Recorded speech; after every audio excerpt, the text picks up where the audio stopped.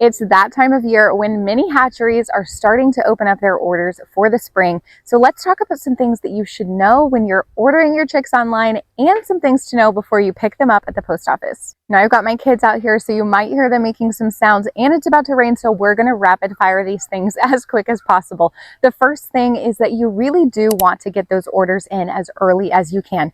Now I know it seems like it's pretty early. It's not even spring yet. But if you've got a breed that you're really wanting that might be popular, or if you're wanting to do meat birds at a certain time of year, you really do want to get those orders in because they go quickly. So checking out when the hatchery that you want to order from is going to open up those orders for next spring, it's a great idea to go ahead and get on that. Now, the next thing is that you are going to save money when buying in larger numbers. Now, I think this makes a lot of sense, but it is something to keep in mind. If you were wanting 25 chicks and you could go ahead and get 26 and get each chick at a cheaper price, that is something that you really want to think about doing, especially when you're getting chicks, because you need to plan for loss. There can be losses in shipping. You can have chicks die in the first couple weeks of having them. So it's really important to get about 10% more than you think you need. Are you going to touch that tripod? Don't touch it. Oh, it's okay. So go ahead and order about 10% more than you need. That's going to help protect you from any loss or anything like that. So you'll end up with at least the number of chickens that you wanted, maybe a few extra.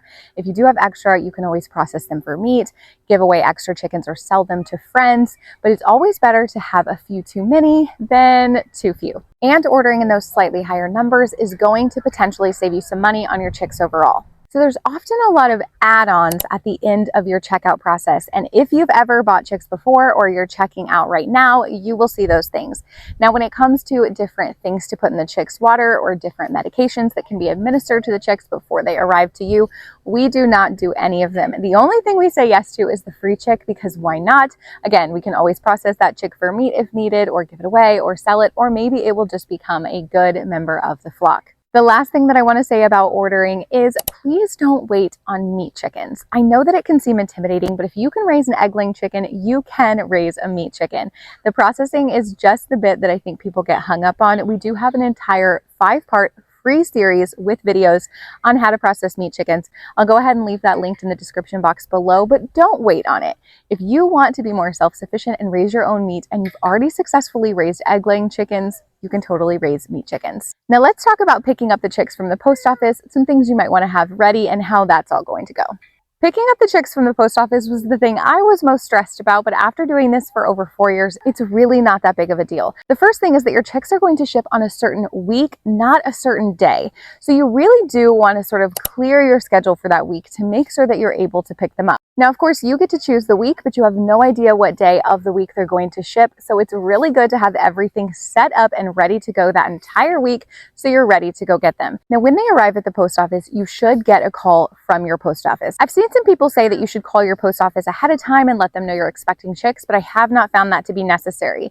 And especially now with tracking and things like that, it's really easy to see whereabouts your chicks are, if they've even arrived in your area that day by the time you wake up in the morning, things like that.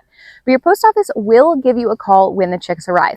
And this is not one of those situations where you need to run to the post office and get the chicks very quickly. You want to make your way there in sort of a timely manner. You don't want to be dawdling and leave them sitting there for hours and hours. But it's okay if you need to finish lunch or you need to finish what you're doing and then head on over. Now, by this point, you should have had the brooder and all of that set up. You don't necessarily need to fill up their food and their water yet. You can do that when you get the chicks back to the house, but at a bare minimum, you need to plug in your heat plate. You want that to be nice and toasty when the chicks arrive. And you don't need to worry about bringing a carrier or anything extra to go pick up the chicks. They're going to come in a nice box, all contained, that's ready for you to just put in the car and transport them home.